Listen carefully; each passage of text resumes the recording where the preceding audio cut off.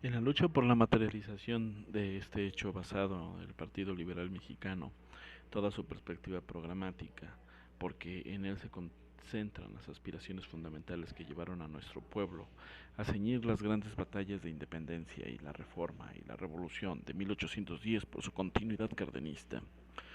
La Revolución Mexicana, aún viva y potente, ha sido la más importante de las batallas.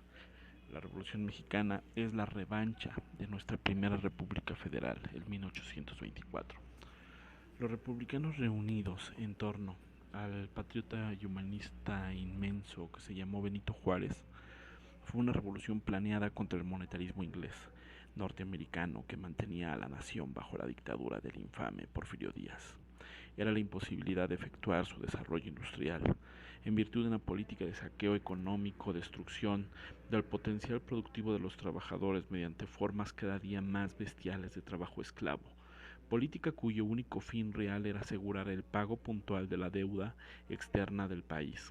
Por eso, el constituyente de Querétaro, bajo el impulso de humanistas agrupados en torno al general Álvaro Obregón, no solo estableció explícitamente el tipo de la sociedad a la que aspiraba el pueblo revolucionario, sino plasmó jurídicamente los instrumentos fundamentales para realizar tales aspiraciones, principalmente en los artículos 27 y 123, ya que el 27 es sobre las tierras, las aguas, y el 123 la que regula, fueron demandas de los trabajadores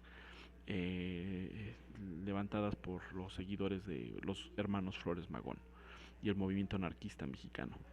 Continuamos con la lectura. Ya que la legitimidad del nuevo régimen estribaría en su capacidad para asegurar un constante mejoramiento económico, social y cultural del pueblo,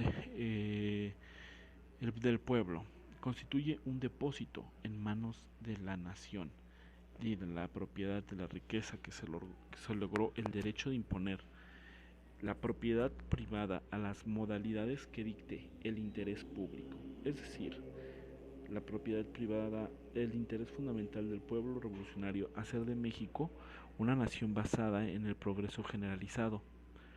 En concordancia con ello, el constituyente estableció en el artículo 123 las prerrogativas más vitamente interesada en el progreso, la clase obrera, para hacer de ella una clase altamente capacitada como agente fundamental del progreso social.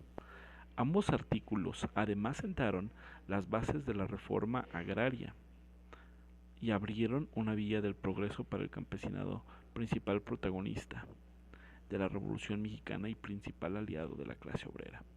4. Las tradiciones revolucionarias de nuestro país en los preceptos revolucionarios de nuestra Constitución son parte de expresión avanzada de la lucha humanista mundial y tienden por necesidad a naturalezas propias a encontrar su realización plena en un orden mundial gobernado por los mismos principios que dan legitimidad a nuestra nación. Por ello, nuestra defensa del sistema mexicano es al mismo tiempo una lucha internacional por el establecimiento de un orden internacional humanista en el que repúblicas soberanas constitucionalmente comprometidas con la idea de progreso ejecuten constantemente el mejoramiento económico, social y cultural de toda la humanidad.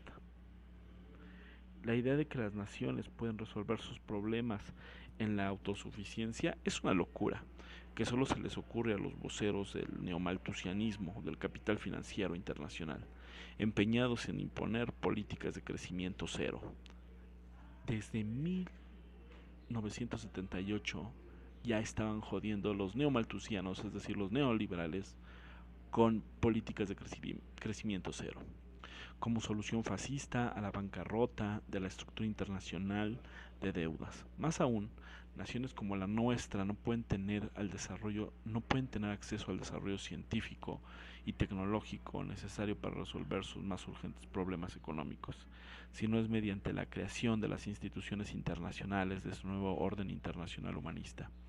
Conscientemente, el Partido Laboral Mexicano, no el Partido Liberal Mexicano, ese es el de los hermanos Flores Magón, es liberal porque es anarquista y no tiene nada que ver con los anarcocapitalistas. Bueno, regresemos al Partido Laboral Mexicano. Sostiene que en este momento concreto, la forma superior de lucha para hacer prevalecer los principios de la Constitución de 1917 y llevar adelante la realización del proyecto de desarrollo establecido en ella por la Revolución Mexicana es la lucha por el establecimiento de un orden internacional humanista. El PLM orienta la educación de la organización y la movilización de las masas del pueblo mexicano precisamente desde esta perspectiva internacionalista y, por lo mismo, se identifica fraternalmente con el Partido Laboral de los Estados Unidos, Partido Laboral Europeo y el Partido Laboral Andino, y coloca todas aquellas fuerzas capitalistas y socialistas del mundo que buscan prevalecer la idea del progreso frente a la irracionalidad monetaria.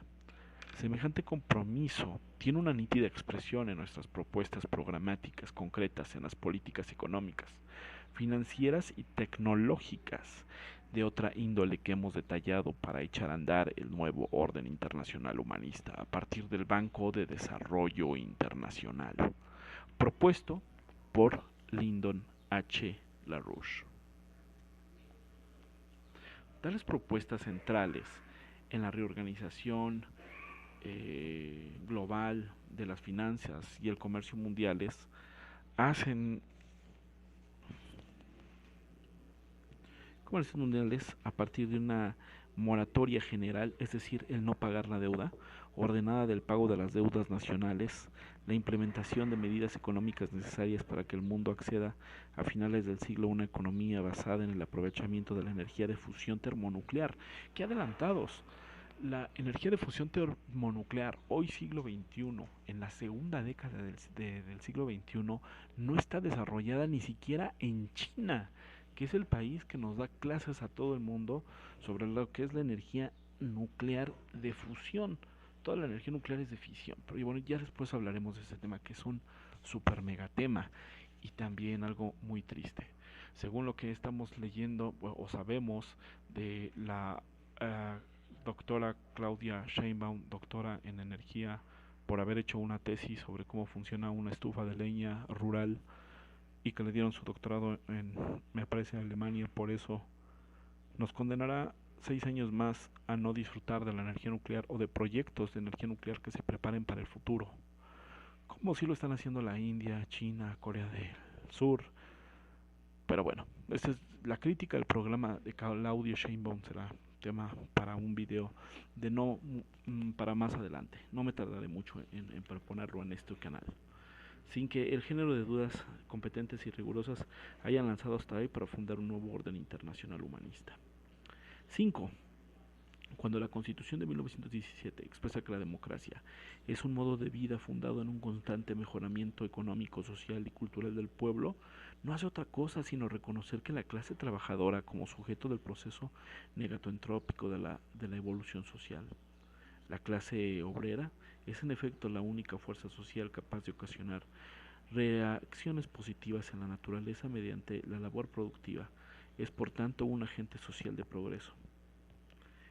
La clase trabajadora, al bregar con las innovaciones tecnológicas, requiere de asimilación de los conceptos científicos que las han hecho posibles, de tal suerte que la clase trabajadora incrementa su potencial de producción y consumo cuantitativa y cualitativamente. Aún más, el mismo desarrollo tecnológico, al integrar el proceso mundial de producción, convierte a la clase trabajadora en una clase mundial con capacidades y requerimientos solo medibles y comprensibles a escala mundial. Este proceso expansivo de la energía laboral, el único proceso generador de riqueza social real y el único que crea en la sociedad humana el margen de energía libre. Consecuentemente, el PLM se pone a toda forma de austeridad contra el consumo social y el desarrollo industrial y el combate de todas las formas ideológicas monetarias que intentan justificar semejante agresión a la especie humana. Austeridad no en el gobierno, o sea, austeridad en el consumo humano. En particular, el PLM se opone a todas las políticas de antiprogreso prolapadas por el Fondo Monetario Internacional y el Banco Mundial, y demás instituciones del monetarismo, semejantes barbaridades que en el caso de México nos harían retornar a los horrores del porfiriato. Dios santo, ¿se están dando cuenta lo que están diciendo estos miembros del Partido Laboral Mexicano? Están haciendo la predicción de lo que fueron 30 años de neoliberalismo posterior a la salida de José López Portillo en 1982 en el gobierno de México. Yo tenía un año de nacido en ese momento, y eso que ya estoy cabalgado, ¿no? Ahorita ya estoy en el cuarto piso. Bueno, los horrores del porfiriato solo demuestran la bestialidad del monetarismo y sus ideólogos, que intentan convencer a la sociedad de que ya es incapaz de evolucionar y que por tanto debería convertirse en una manada de simios y retornar a la naturaleza. La clase trabajadora deviene clase para sí cuando por medio de un liderato político como el presentado por el PLM asume la conciencia, conscientemente su papel social de agente de progreso. Ese progreso se espera directamente de su creciente capacidad para intervenir en la toma de decisiones globales que aseguran la continua reproducción expediente de la sociedad.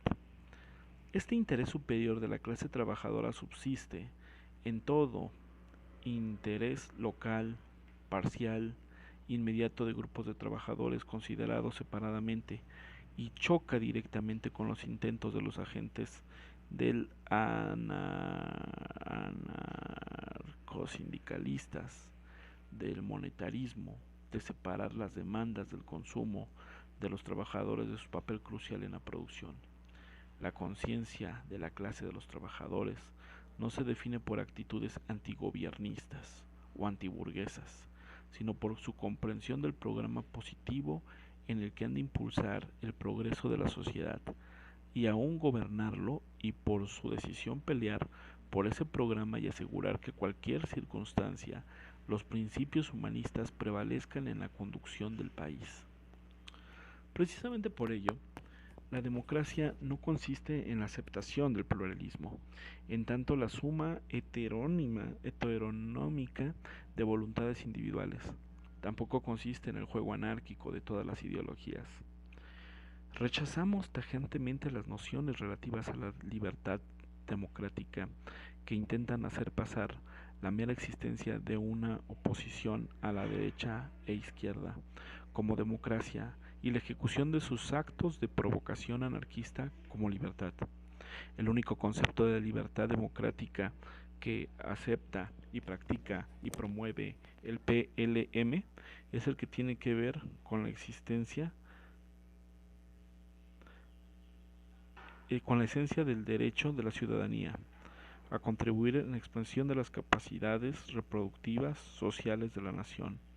El PLM se empeña en hacer que la clase trabajadora devenga en de clase para sí, organizada con una independencia de la clase capitalista, y este califica para gobernar a la nación a través del partido o partidos obreros acordes con estos principios, es decir, para establecer la organización socialista de la sociedad. El PLM sostiene que el socialismo científico es la culminación necesaria de la tradición humanista que representamos. El socialismo es la forma superior de organización social a través de la cual la humanidad realiza los fines de la república humanista. El socialismo se sustenta en los mismos principios que caracterizan el desarrollo capitalista industrial progresivo, pero hace prevalecer el interés público a través de la completa supresión de la heteronomía capitalista individual. Por supuesto, los capitalistas están dispuestos a cooperar y participar con la ejecución de los programas necesarios para materializar el modo continuo, la ley natural del progreso humano, y el socialismo habría que esperar hasta que lo torne imperativo el progreso del país, poner fin incluso a la más leve heteronomía derivada de la propiedad privada. Pero si los capitalistas se rehúsan a actuar como verdaderos impulsores del progreso y obran como monetaristas, declarándose con ello enemigos de la República, la nación, en función del interés público, tendrá que imponer a la propiedad privada la modalidad de su desaparición. La modalidad de su desaparición. Bueno, ya para finalizar, pues bueno, no me esperaba encontrarme con este documento y menos la persona que me lo entregó. La verdad es que lo que puedo decir es que eran unos auténticos patriotas, se arriesgaban en mucho en pertenecer a una organización que se declara socialista y aparte ser parte del gobierno. Veían a la Constitución mexicana como parte de una materialización de los ideales y los fines del progreso humano y del desarrollo capitalista. Finalmente es una organización marxista que proviene de un grupo trotskista internacional ligado al SWP, al Socialist Workers Party, que se convierte en la Liga Espartaco. Y de ahí, pues bueno, la Rush se independiza y se vuelve un socialista muy estudioso del capitalismo, a tal grado que al final de su vida organizada y política, que culminó por ahí de cerca de los 100 años, la Rouge ya no se decía socialista, pero sí se decía amante del progreso humano y la solidaridad y la fraternidad humana. Es muy interesante lo que pasó después con él. Vamos a continuar. ¿Qué hubiese pasado si este hipotético partido laboral mexicano hubiese tenido el poder? ¿Qué decían sus documentos básicos acerca del programa o el plan de acción en caso de ser gobierno? Y por cierto, todos estos documentos fueron presentados al Instituto Electoral de su momento, derivados de esta ley de organizaciones políticas electorales LOPE y la Comisión Federal de Elecciones de la Secretaría de Gobernación. Vamos a dejar por aquí este segundo video y quiero mandarles saludos a todas las personas que se han suscrito a este canal. Los invito a que por favor me apoyen con su suscripción, le pongan like a todos los videos, se metan a comentar y les mando saludos a todos. Hasta pronto.